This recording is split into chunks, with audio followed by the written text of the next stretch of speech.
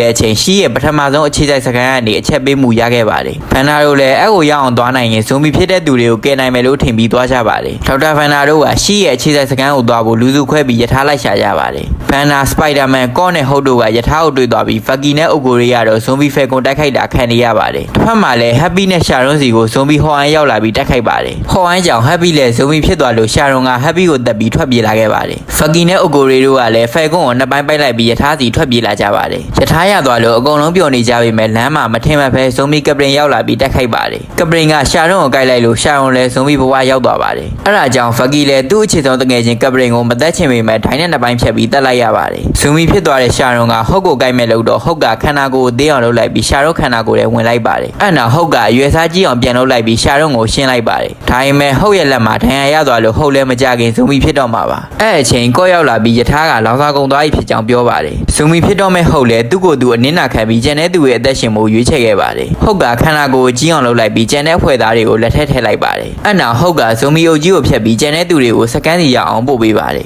စကန်ကိုရောက်တော့ဗေရှင်ထွက်လာပြီးဗန်နာတို့ကိုလာကြိုပါတယ်ဗေရှင်ရဲ့မိုင်းစတုန်းကဇွန်ဘီတွေမကြိုက်တဲ့ချိန်တုံးကိုလွတ်တဲ့အတွက်ဇွန်ဘီတွေကဗေရှင်သားဆိုမကတ်ကြပါဘူးဒါအပြင်အချိန်တုံးကိုအသုံးပြုပြီးဇွန်ဘီဖြစ်နေတဲ့သူတွေကိုလည်းပြန်ကူးနိုင်ကြောင်းဗေရှင်ကဗန်နာတို့ကိုရှင်းပြပါတယ်ဗေရှင်ကဇွန်ဘီဖြစ်နေတဲ့အမှန်ကိုကယ်ပေးခဲ့ပြီးသူနဲ့အတူတူထားထားတာပါဒါပေမဲ့အမှန်မှာကျန်တဲ့အင်္ဂါတွေမရှိတော့ပဲခေါင်းတစ်လုံးပဲကျန်မာတော့တယ်ဇွန်ဘီဖြစ်တဲ့သူတိုင်းအခုချင်းဝါကန်ဒါစီသွားပြီးမိုင်းစတုန်းရဲ့ချိန်တုံးတစ်ကဘာလုံးကိုလွတ်ရမှာပါအဲ့ဒါကြောင့်ဖက်ကီယာဝါကန်နာကိုသွားဖို့လေရင်လိုက်ရှာပါတယ်လေရင်ရှာရင်းနဲ့ဖက်ကီယာခြေထောက်ပြက်နေတဲ့ဘလက်ပန်တာကိုတွေ့ပါတယ်ဘလက်ပန်တာကသူတို့ကိုဒီကနေထွက်ပြေးခိုင်းပြီးဗေရှင်ကထောက်ချောက်ဆင်ပြီးမြားခေါ်တာဖြစ်ကြောင်းပြောပါတယ်အကြံမှာဗေရှင်လည်းတေးုံမှန်ပေါ်လာပြီးသူတို့ကိုခေါ်ရတဲ့အဓိကရွေးချက်ကဇွန်ဘီအစာကျွေးဖို့ပဲဖြစ်ပါတယ်တကယ်တော့ဗေရှင်ကသူ့ဤသားဇွန်ဘီဝန်တာအတွက်အသက်ရှင်နေတဲ့သူတွေကိုမြားခေါ်ပြီးအစာကျွေးနေတာပါအဲ့အချိန်ဝန်တာရောက်လာပြီးအိုကိုဝေးနဲ့ကော့ကိုစားလိုက်ပါတယ်ဖန်နာလည်းဗေရှင်ကိုမရမကတရားချပြီးသူတို့ကိုကယ်ပေးဖို့တောင်းဆိုပါတယ်အကြံမှာဗေရှင်လည်းတရားပေါက်ပြီးသူ့နှစ်ဖူးကမိုင်းစတုန်းကိုချွတ်ပြီးဗန်နာကိုပေးလိုက်ပါတယ်ဝန်တာကအရန်ဆွမ်းထက်တော့ဗန်နာနဲ့ဖက်ကီယာတားပြီးကျန်တဲ့သူတွေကိုလွတ်အောင်လုပ်ပေးပါတယ်ဒေါက်တာဗန်နာကဟော့ပုံစံပြောင်းလိုက်ပြီးဝန်တာကိုတိုက်ခိုက်ပါတယ်သူတို့အလုံများနေတဲ့အချိန်စပိုက်ဒါမန်ဘလက်ပန်သာနဲ့အမ်မန်တို့ကမိုင်းစတုန်းကိုယူပြီးဝါကန်နာစီထွက်ပြေးခဲ့ကြပါတယ်ဝါကန်နာမှာတော့ Infinity Stone 5 ခုနဲ့ဇွန်ဘီသန်နို့စ်ကစောင့်ကြိုနေပါတယ်ဒီဖြစ်စဉ်ကတော့ဟန်ပင်ရဲ့ကွမ်တန်လောကထဲကနေဇွန်ဘီဗိုင်းရပ်ကိုယူလာခဲ့မှုကြောင့်အပြန်ဆက်ကြဝဠာမှာပေါ်ပေါက်လာတဲ့အကြောင်းအရာဖြစ်ပါတယ်အဲ့အကြောင်းကိုကျွန်တော်တို့က The Watcher ဆိုတဲ့သူနဲ့အတူတူကြည့်ရှုနေတာဖြစ်ပါ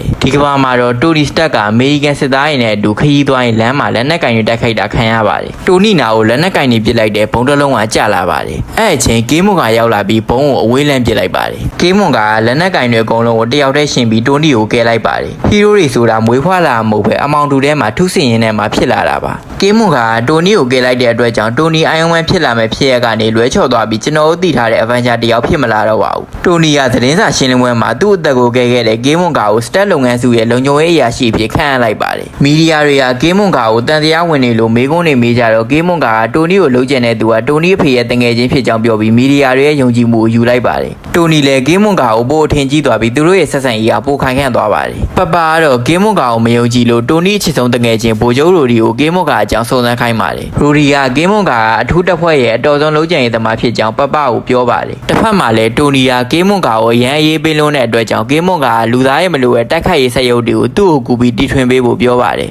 တိုနီလည်းသူ့အသက်သခင်ကျေးဇူးရှင်ဖြစ်နေရကြောင်းမငင်းတာပဲနှစ်ယောက်သားတီထွင်ကြပါတယ်ဒါပေမဲ့သူတို့မျှော်လင့်ထားသလိုဖြစ်မလာပဲစက်ရုပ်တွေကအမြဲတမ်းပျက်စီးနေပါတယ်အဲ့ဒါကြောင့်ကေးမွန်ကာကသူ့ကိုလိုအပ်တာဗိုင်ဗေနီယန်ဖြစ်ကြောင်းတိုနီကိုပြောပါတယ်တိုနီကဗိုင်ဗေနီယန်သက်ထုကအရန်ရှားပါလို့ရှာဖို့မဖြစ်နိုင်ကြောင်းပြန်ပြောပါတယ်ဒါပေမဲ့ကေးမွန်ကာကတော့ဗိုင်ဗေနီယန်ကမောက်ဟိုဈေးကွက်မှာတစ်ကမ္ဘာလုံးပြန့်နှံ့နေပြီးပွဲစားကောင်းကောင်းရှိရင်ဝယ်လို့ရကြောင်းပြောပါတယ်အဲ့ဒါကြောင့်တိုနီကသူ့တငယ်ချင်းဘိုဂျိုးရိုဒီကိုမောက်ဟိုဈေးကွက်မှာကြီးစိုးနေတဲ့ယူလက်စီစီကနေဗိုင်ဗေနီယန်ဝယ်ခိုင်းပါတယ်ရိုဒီနဲ့ယူလက်စီစကားပြောနေတဲ့အချိန်ဖောက်ထွင်းဝင်ရောက်သူရှိကြောင်းအချက်ပြပါတယ်ဝင်ရောက်သူကတော့အခြားသူမဟုတ်ပဲဘလက်ပန်တာပဲဖြစ်ပါတယ်ဘလက်ပန်တာအကုန်လုံးကိုတိုက်ခိုက်ပြီးဗိုင်ဗေနီယန်တွေကိုသူပြန်ယူသွားမယ်လို့ရိုဒီကိုပြောပါတယ်အဲ့အချိန်ကေးမွန်ကရောက်လာပြီးဘလက်ပန်တာကိုရှင်းလိုက်ပါတယ်ရိုဒီကိုလည်းကေးမွန်ကဘလက်ပန်တာလက်အိတ်ကိုဝစ်ပြီးရှင်းလိုက်ပါတယ်အကြောင်းကတော့ကေးမွန်ကဘလက်ပန်တာနဲ့ရိုဒီတိုက်ခိုက်ရင်နှစ်ယောက်လုံးကျသွားတဲ့ပုံစံကိုဖန်တီးလိုက်တာပါဒါပေ မဲ့တိုနီကတော့ဂျာဗစ်ကနေတဆင်ဂိမ်းမွန်ကာက2ယောက်လုံးကိုရှင်းလိုက်တယ်ဆိုတာကြိုသိနေပါတယ်အဲ့ဒါကြောင့်တိုနီကသူတီထွင်ထားတဲ့စက်ရုံနဲ့ဂိမ်းမွန်ကာကိုတတ်ခိုင်းပါတယ်ဒါပေမဲ့ဂိမ်းမွန်ကာကဘိုင်ဝေနီယန်လန်နဲ့စက်ရုပ်ကိုဖျက်ဆီးလိုက်ပြီးတိုနီကိုလည်းအလန်နဲ့ပဲတက်လိုက်ပါတယ်ဘိုင်ဝေနီယန်လန်ကြောင့်တိုနီကိုတက်တာဝါကန်နာဖြစ်တယ်လို့အမေရိကန်စစ်တပ်ကကောက်ချက်ချပြီးဝါကန်နာကိုစစ်ကြင်ညာလိုက်ပါတယ်အဲ့ဒါကြောင့်အမေရိကန်စစ်တပ်ကတိုနီနဲ့ဂိမ်းမွန်ကာတို့တီထွင်ထားတဲ့စက်ရုပ်တွေနဲ့ဝါကန်နာကိုစစ်ချီပါတယ်ဂိမ်းမွန်ကာကတော့ဘိုင်ဝေနီယန်တခိုယူလက်စီကိုရှင်းလိုက်ပြီးဝါကန်နာစီသွားပါတယ်ဝါကန်နာရောက်တော့ဂိမ်းမွန်ကာယူလက်စီအလောင်းကိုပေးလိုက်ပြီးဝါကန်နာမှာပဲရှိတဲ့အမှတ်သားကိုပြလိုက်ပါတယ်အဲ့နောက်ဂိမ်းမွန်ကာဝါကန်နာဘရင်ရဲ့တူဖြစ်ကြောင်းပြောပြီးဘရင်စီမှာအမှုထမ်းပါတယ်ဂိမ်းမွန်ကာအမေရိကန်စက်ရုပ်တွေမကြခင်စစ်လာတိုက်တော့မှဖြစ်ကြောင်းပြောပြီးအသင်းပြင်ခိုင်းထားပါတယ်စက်ရုပ်တွေရောက်လာတော့ဂိမ်းမွန်ကာဦးဆောင်ပြီးဝါကန်နာစစ်သားတွေနဲ့အတူတိုက်ခိုက်ပါတယ်စက်ရုပ်တွေကုန်ပျက်စီးပြီးနောက်ဝါကန်နာဘရင်ကဂိမ်းမွန်ကာကိုနောက်ထပ်ဗလန်ပန်သာဖြစ်လာဖို့စေးရတိုက်လိုက်ပါတယ်နောက်ဆုံးမှာတော့ဂိမ်းမွန်ကာလည်းသူစီစဉ်ထားတဲ့အတိုင်းအကုန်ဖြစ်လာပြီးဝါကန်နာရဲ့ဘရင်ဖြစ်သွားပါတယ်အဲ့နောက်ဗလန်ပန်သာတီချက်လာရဲ့ညီမရှူရီကပပစီရောက်လာပြီးတိုနီနဲ့တီချက်လာကိုတတ်ခဲ့တာဂိမ်းမွန်ကာဖြစ်ကြောင်းလာပြောပါတယ်ပပကသူတို့မှာဘုံရန်သူရှိနေပြီဖြစ်ကြောင်းပြန်ပြောပြီးဂိမ်းမွန်ကာကိုဖမ်းဖို့အစီအစဉ်ဆွဲပါတယ်ဒီဖြစ်စဉ်ကတော့ဂိမ်းမွန်ကာကြောင့်တိုနီရိုဒီနဲ့တီချက်လာတို့ကိုဆုံးရှုံးသွားတဲ့အပြိုင်ဆက်ကြဝဠာမှာပေါ်ပေါက်လာတဲ့အကြောင်းအရာဖြစ်ပါတယ်အဲ့အကြောင်းကိုကျွန်တော်တို့က The Watcher ဆိုတဲ့သူနဲ့အတူတူကြည့်ရှုနေတာဖြစ်ပါတယ်ဒေါက်တာဂျိမ်းဖော့စတာကဂျိုသားကျူးကျော်မှုရှိကြောင်းသူ့ရဲ့ရေဒါမှာပေါ်လာလို့ရှီးအဖွဲ့ကိုအကြောင်းကြားပါတယ်အဲ့အချိန်ကောင်းကင်ကနေကဘာမြေပေါ်ကိုအလင်းတန်းနဲ့အတူတောရောက်လာပါတယ်ဒါပေမဲ့တောကကဘာမြေကိုတိုက်ခိုက်ဖို့လာမဟုတ်ပဲပါတီပွဲကျင်းပမလို့ပါဒီဆက်ကြဝဠာမှာတော့တောရဲ့အဖေအိုဒင်ကလိုကီကိုမမွေးသားပဲသူတို့မျိုးနွယ်တွေစီပြန်ပေးလိုက်ပါတယ်အဲ့ဒါကြောင့်တောကငယ်စဉ်ကတည်းကသူ့ကိုအမြဲဒုက္ခပေးအလဲစားခြင်းနဲ့ဖျားလိုကီမရှိတဲ့အတွက်ကြောင့်နှလုံးကြီးပြေးသွားရဲ့နဖျားတစ်ပါးဖြစ်လာမယ်အစားဗျံပရာနိုင်တဲ့နဖျားပဲဖြစ်လာခဲ့ပါတယ်အိုဒင်အိတ်ဆက်အနားယူနေတဲ့အချိန်တောရဲ့အမေကတောကိုဘယ်ချိုမှမသွားဖို့မှပြီးသူ့ညီမတွေစီအလဲထွက်သွားပါတယ်တောကလည်းမိဘစကားကိုမြေဝဲမကြနာထောက်နေသူမို့သူ့အမေသွားခြင်းကဘာမြေပေါ်ရောက်လာပါတယ်တောကတခြားဂျိုကဂျိုသားတွေကိုပါကဘာမြေပေါ်ဖိတ်လိုက်ပြီးပါတီပွဲကျင်းပပါတယ်အဲ့အချိန်ချင်းရောက်လာပြီးတောတို့ဖွဲ့ကိုလာကြည့်ပါတယ်ချင်းကတောကိုကဘာမြေကျူးကျော်မှုအကြောင်းကိုစစ်မေးဖို့လာပေမဲ့တောရဲ့တော်ကီတွေကကောင်းလွန်းတာကြောင့်ချင်းလဲတောနဲ့အတူပါတီပွဲမှာဝင်နှွှဲလိုက်ပါတယ်နိဖြူရီကတောကိုတာကိုပါတီပွဲကိုလာပေမဲ့အရက်မူးနေတဲ့ကောကန်တာခံလိုက်ရပါတယ်အဲ့ဒါကြောင့်ရှီးအဖွဲ့ကတောကိုတာကိုကပရိန်မာဘဲကိုဆက်သွယ်ပါတယ်ကပရိန်မာဘဲလည်းချက်ချင်းရောက်လာပြီးတောကိုလာတားပါတယ်ကပရိန်ကတောကိုတခြားနိုင်ငံရောက်တော့အောင်ဒီထိုးလိုက်ပြီးဆုံးမပါတယ်တောကလည်းအားကြမခံတူတူနဲ့ကပရိန်မာဘဲကိုကဘာပြင်မဲ့လွှင်းသွားအောင်ရိုက်လိုက်ပါတယ်အဲ့နောက်တောကသူ့ရဲ့မိုးကြိုးဆွမ်းနဲ့ကပရိန်မာဘဲကိုပစ်ပါတယ်ကပရိန်ကတောရဲ့မိုးကြိုးကိုမဖြုံမဲ့သူ့ရဲ့ energy blast နဲ့တောကိုပြန်ပစ်လိုက်ပါတယ်တောနဲ့ကပရိန်မာဘဲရဲ့တိုက်ပွဲကပြင်းထန်လွန်းလို့ကောင်းကင်မှာတောင်သူတို့ရဲ့အစွမ်းတွေကရောင်ပြဲနေပါတယ်နောက်ဆုံးမှာတော့တောကပဲတူတူနဲ့ကပရိန်မာဘဲထမလာနိုင်အောင်ဖိထားလိုက်ပါတယ်ကပရိန်မာဘဲလည်းတောကိုအရင်နေပြီးရှီးဖွဲ့စီပြန်ရောက်လာပါတယ်ရှီးဖွဲ့ကတော့စကန်ရောင်းအတွက်ကပရိန်မာဘဲကိုဖိအားပေးပြီးတောနဲ့ထပ်ချခိုင်းပါတယ်တစ်ဖက်မှာလည်းတောရဲ့အဖွဲ့သားတွေကအပျော်လွန်ပြီးကဘာပေါ်အရာတွေကိုဖျက်ဆီးမိနေပါတယ်ကပရိန်မာဘဲကတောစီနောက်တစ်ချိန်ပြန်ရောက်လာပြီးတောကိုအသာကုန်တီးပါတယ်ဂျိမ်းဖော့စတာကတော့တောနဲ့ကပရိန်မာဘဲချရင်နှစ်ယောက်လုံးအထိနာမဲ့အပြင်ကဘာပါပျက်စီးမှဆိုလို့တောရဲ့ဂျိုကိုလှမ်းပြီးဆက်သွယ်ပါတယ်ဟိုင်းတဲ့ကဂျိမ်းရဲ့အတန်ကိုကြားတော့ဂျိမ်းကိုတောရဲ့အမေစီပို့ပေးလိုက်ပါတယ်အဲ့နောက်ဂျိမ်းကသူ့သားကဘာမြေပေါ်မှာပြဿနာတက်နေပြီလို့တောရဲ့အမေကိုပြောပါတယ်တစ်ဖက်မှာလည်းကပရိန်မာဘဲနဲ့တောကတယောက်ကိုတယောက်အပြည့်ရှင်းတော့မဲ့ပုံစံနဲ့ဆော်တော့မဲ့အချိန်သူတို့ကြားကနေတောအမေရဲ့ပုံရိပ်ပေါ်လာပါတယ်တောရဲ့အမေကတောကိုစုပြီးသူ့ကဘာမြေပေါ်ကိုလိုက်လာနေပြီဖြစ်ကြောင်းပြောပါတယ်အဲ့ဒါကြောင့်ကပရိန်မာဘဲလည်းတောကိုဆက်မချတော့ပဲသူ့အမေမလာခင်ကိစ္စတွေရှင်းဖို့မှပြီးထွက်သွားပါတယ်တောကတော့သူ့ရဲ့ဆွမ်းနဲ့ဂျိုသားတွေကိုအာဏာပြလိုက်ပြီးသူတို့ဖျက်ဆီးခဲ့ရတွေကိုပြန်ရှင်းခိုင်းပါတယ်တောအမေကဘာမြေပေါ်ရောက်လာတော့တောကကဘာအကြောင်းလာလေးလာတဲ့ပုံစံဟန်ဆောင်ပြီးတကွဲပြလိုက်ပါတယ်တောအမေကသူ့သားကိုမယုံချင်ပေမဲ့ကပရိန်မာဘဲကပါတောဘက်ကနေအင်ထုပေးရကြောင်းယုံပေးလိုက်ရပါတယ်အဲ့နောက်တောကဂျိန်းစီသွားပြီးရည်သားစကားပြောပါတယ်ဂျိန်းကလည်းတောကိုလက်ခံလိုက်တဲ့အတွက်ကြောင့်ဝချာကတောနဲ့ဂျိန်းတို့ပျော်ရွှင်စွာနေထိုင်သွားကြလေတည်းလို့ပြောနေတဲ့အချိန်ပေါ်တယ်တစ်ခုပွင့်လာပါတယ်အဲ့ပေါ်တယ်တွေကနေ Infinity 6လုံးနဲ့အာထွန်ထွက်လာလို့အကုန်လုံးကိုမြင်နိုင်တဲ့ဝချာပါကြောင်သွားပြီးအပိုင်းခွန်ပြီးဆုံးသွားပါတယ် Black Widow နဲ့ Hawkeye ကသူတို့နောက်လိုက်လာတဲ့စက်ရုပ်တွေကိုတိုက်ခိုက်နေပါတယ်စက်ရုပ်တွေကိုနှစ်ယောက်သားအတွင်းညီညီရှင်းပြီးနောက် Hydra ရဲ့စကန်ဟောင်းတစ်ခုစီကိုသွားပါတယ်အကြောင်းကတော့အစကန်ထဲမှာအာထွန်ကိုတတ်နိုင်မဲ့နီလန်ကိုသွားရှာမလို့ပါဒီစက်ကြဝဠာမှာလည်းတိုနီစတက်ကငြိမ်းချမ်းတဲ့ကဘာကိုဖန်တီးနိုင်ဖို့အာထွန်ကိုတီထွင်ခဲ့ပါတယ်အာထွန်ကတော့ငြိမ်းချမ်းတဲ့ကဘာရဖို့တက်ရှိတွေကိုအကုန်ဖျက်ဆီးမဲ့လမ်းကိုရွေးခဲ့ပါတယ်ကျွန်တော်တို့သိထားစက်ကြဝဠာမှာ Avenger တွေက Vibranium Body ကိုရသွားပြီး Vision ဆိုတဲ့စူပါဟီးရိုကိုဖန်တီးနိုင်ခဲ့ပါတယ်ဒီစက်ကြဝဠာမှာတော့အာထွန်ရဲ့ဆန္ဒတွေပြည့်သွားခဲ့ပြီး Avenger တွေအကုန်လုံးကိုရှင်းနိုင်ခဲ့ပါတယ်ဒါ့အပြင်အာထွန်ကနျူကလ িয়ার ကုတ်တွေကိုရှာပြီးတစ်ကမ္ဘာလုံးမှာရှိတဲ့တက်ရှိတွေကိုဖျက်ဆီးခဲ့ပါတယ်အဲ့ဒါ ဒါကြောင့်အသက်ရှင်ကျန်ခဲ့တဲ့သူဆိုလို့ကဘာပြင်ပမှာရောက်နေတဲ့ဟော့အိုင်းနဲ့ဘလက်ဝင်တို့ပဲကြံခဲ့ပါတယ်အထုံကသက်ရှိအားလုံးကိုရှင်းနိုင်လိုက်လို့နောက်ဆုံးတော့ကဘာကြီးငြိမ်းချမ်းသွားပြီလို့ပြောပါတယ်အဲ့အချိန် Infinity Stone ၅လုံးနဲ့ Thanos ကအထုံစီရောက်လာပါ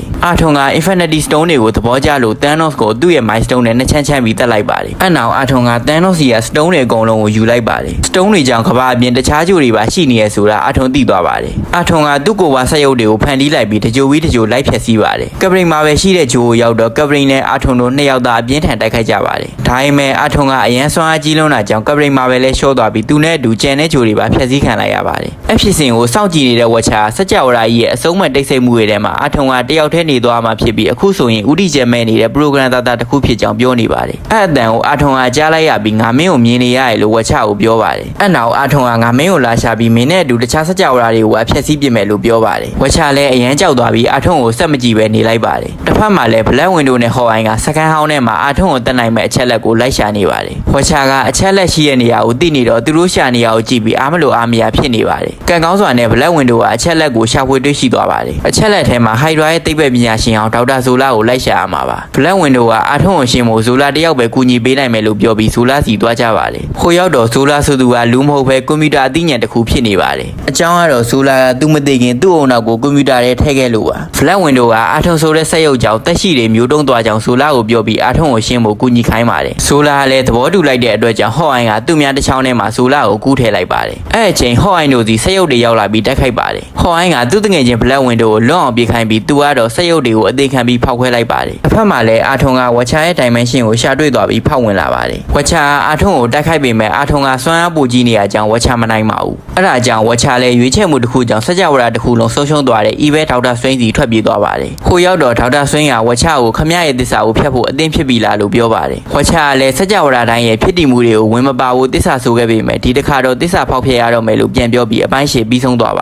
တယ်ခုတော့ဝက်ချာဆိုတဲ့သူကပါ Infinity Stone တွေနဲ့အာထုံကိုကြောက်လို့ထွက်ပြေးနေရပါတယ်ဝက်ချာနဲ့ဒေါက်တာဆွိန်းကအာထုံကိုပြန်တိုက်ဖို့အပြိုင်စကြဝဠာတွေစီကစူပါဟီးရိုးတွေကိုလိုက်စုဆောင်းပါတယ်ဝက်ချာစုဆောင်းတဲ့သူတွေကတော့စူပါဆိုဂျာဆေးရည်ကိုထိုးလိုက်တဲ့ကပတင်ကာတာစတားလို့ဖြစ်သွားတဲ့တီချက်လာThanos ကိုတက်ခဲ့တဲ့ကမ်မိုရာ Black Panther ဖြစ်သွားတဲ့ Game Monger နဲ့ပါတီတော်တို့ပဲဖြစ်ပါတယ်ဝက်ချာသူတို့ကိုခေါ်ရတဲ့အကြောင်းရင်းကိုရှင်းပြပြီးအပြန်စကြဝဠာတွေအကုန်လုံးကိုဖျက်ဆီးမယ်အာထုံကိုတားဆီးခိုင်းပါတယ်စူပါဟီးရိုးတွေကလည်းသူတို့ရဲ့ကဘာတွေကမကြခင်အာထုံဖျက်ဆီးတာခံရတော့မှာမို့အာထုံကိုပူပေါင်းပြီးတိုက်ခိုက်ဖို့သဘောတူလိုက်ကြပါတယ်ကမ်မိုရာကအာထုံနဲ့ Infinity Stone တွေကိုအရင်ကွဲသွားအောင်ခွဲရမယ်လို့ပြောပါတယ်အဲ့လိုသာကွဲသွားခဲ့ရင်ကမ်မိုရာကသူ့စကြဝဠာမှာတီထွင်ခဲ့တဲ့ Infinity Stone ဖျက်ဆက်နဲ့ Stone တွေကိုဖျက်ဆီးလိုက်မှာပါအဲ့နောက်ဒေါက်တာဆွိန်းကအဖွဲ့ကိုဦးဆောင်ပြီးအာထုံဖျက်ဆီးခဲ့တဲ့စကြဝဠာတစ်ခုမှာစကန်ချနေလိုက်ပါတယ်အာထုံကလည်းသူဖျက်ဆီးခဲ့တဲ့စကြဝဠာမှာတက်ရှိတွေကျန်နေသေးရဲ့ထင်ပြီးရောက်လာပါတယ်အာထုံရောက်လာတဲ့အချိန်ဒေါက်တာဆွိန်းကအကာအကွယ်မှန်နဲ့အကုန်လုံးကိုအစီရင်လုပ်ပေးလိုက်ပါတယ်အဲ့နောက်တော့အာထုံကိုသူ့ရဲ့တူနဲ့ပစ်ပြီးတိုက်ခိုက်ပါတယ်ဒေါက်တာဆွိန်းကတော့ရဲ့တူတွေကိုပွားလိုက်ပြီးအာထုံကိုအာယုံများအောင်လုပ်လိုက်ပါတယ်အဲ့အချိန်ကပတင်ကာတာနဲ့စတာလော့ကအာထုံကိုအနီးကပ်တိုက်ခိုက်ပြီးဝင်းကျင်ကြောက်တုံးကိုခိုးယူသွားပါတယ်အာထုံကလည်းသူ့ရဲ့ဝင်းကျင်ကြောက်တုံးပါသွားလို့စိတ်တူသွားပါ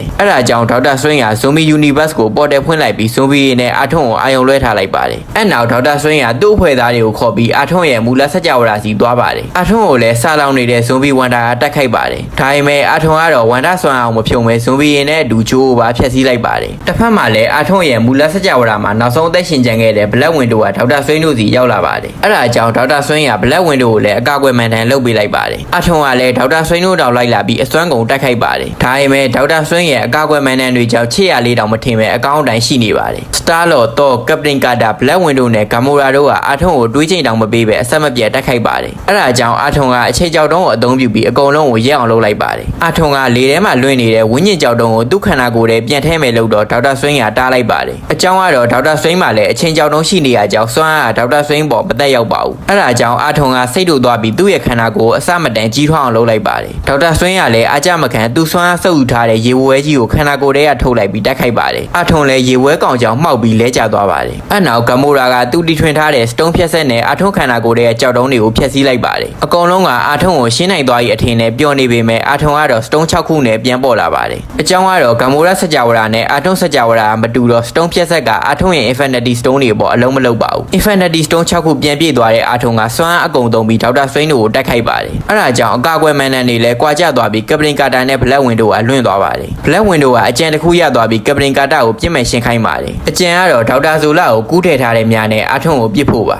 အဲ့ဒါကြောင့်ကပရင်ကာတာကအာထုံးရဲ့မျက်နှာဖုံးကိုချွတ်လိုက်ပြီးဘလက်ဝင်တို့ကအများနဲ့အာထုံးရဲ့မျက်လုံးကိုပစ်လိုက်ပါတယ်အနောက်ဆိုလာကအာထုံးရဲ့ဆက်ရုပ်ခန္ဓာကိုယ်ထဲရောက်သွားပြီးအာထုံး program ကိုဖျက်ဆီးလိုက်ပါတယ်အာထုံးမရှိတော့ stone တွေနဲ့ဆက်ရုပ်ခန္ဓာကိုယ်စီကနေ game on က stone တွေကိုသူ့ခန္ဓာကိုယ်စီတက်လိုက်ပါတယ်ကျန်တဲ့သူတွေကလည်း game on ကသစ္စာဖောက်ပြီးဆိုတာသိတော့တိုက်ခိုက်ဖို့ပြင်ဆင်ကြပါတယ်အဲ့အချိန်ဒေါက်တာဆိုလာထလာပြီး stone တွေကိုပြန်ယူပါတယ် game on ကလည်း stone တွေကိုမပေးချင်တဲ့အတွက်အလဲမှာ infinity stone တွေကရက်နေပါတယ်ဒေါက်တာဆွင်းလည်းကြောက်တုံးတွေကိုဖျက်ဆီးရမှာမဟုတ်ပဲခန္ဓာကိုယ်ကနေခွဲထုတ်ရမှာဆိုတာကိုနားလည်သွားပြီးဆိုလာနဲ့ game on ကပဲရှိမယ်ကဘာအသေးလေးတစ်ခုကိုဖန်တီးလိုက်ပါတယ်အကဘာကိုတော့ဒေါက်တာဆွင်းကသူတယောက်ပဲရှိတဲ့စကြဝဠာစီယူသွားပြီးထိမ့်သိမ်းထားလိုက်ပါတယ်ကျန်တဲ့သူတွေကိုတော့ဝါချာကသူတို့ရဲ့မူလစကြဝဠာတွေစီပြန်ပို့ပေးလိုက်ပြီးအပြိုင်စကြဝဠာတွေအားလုံးကမင်းတို့ကိုအကျွေးတင်သွားပြီလို့ပြောပါတယ်ပြန်စရာကဘာမရှိတဲ့ black window ကိုတော့ avenger တွေတည်သွားတဲ့စကြဝဠာစီပို့ပေးလိုက်ပါတယ်နောက်ဆုံးမှာတော့ဝါချာကထုံးစံအတိုင်း multiverse တစ်ခွင်လုံးကိုစောင့်ကြည့်နေပြီး what is season 1ပြီးဆုံးသွားပါတယ်